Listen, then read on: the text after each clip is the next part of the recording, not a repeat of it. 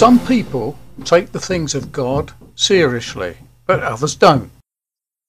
In this video we see my brother Michael, who did not take the things of God seriously at the time. I had invited many of my former friends to a church meeting at Bearton in 1983, where I told them all of what the Lord had done for me after that bad experience on LSD and my conversion from crying to Christ overnight. Here you can see Michael, who had taken what I was saying not very seriously at all and making fun of what I was doing. The thing is, Michael took no real notice of what I was saying, as you can see in this video taken after the meeting. Oh, I see now, this chap. I'm sorry I couldn't make it earlier on, but I was tied up. I was looting the lead off the back of the church.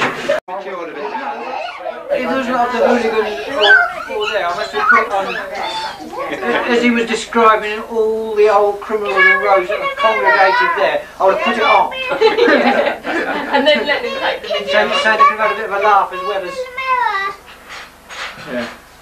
It was meant to be serious though, not Yeah, and this other one, look, and we'll take you pictures of you, look, the two little burglars, oh, wave for the camera, wave, burglar Bill and burglar Jessica, oh, I get embarrassed by these things. and here are Mrs. Clark, do you have a look in the mirror? A pair of Mrs. Clark's, I was informed that some of my friends did not come to the meeting for various reasons. One did not come because he didn't wish to mix with criminals or be categorised as an ex-drunkard or a drug dealer. And Malcolm Kirkham said he was not prepared to go as he didn't wish to meet Pat Jones. This was because he had recently come to his home and blasted a shotgun through his door due to a dispute between them, which may have ended up him killing him. So you see, Michael never took the things of God seriously until 30 years later.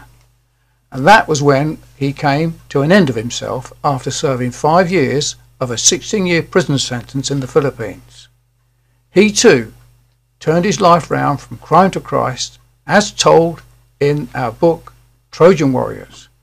But sadly, he died in 2005 of tuberculosis in the prison, a year before his release, and before seeing our vision to bring help to many through preaching the gospel to prisoners in the Philippines was realised.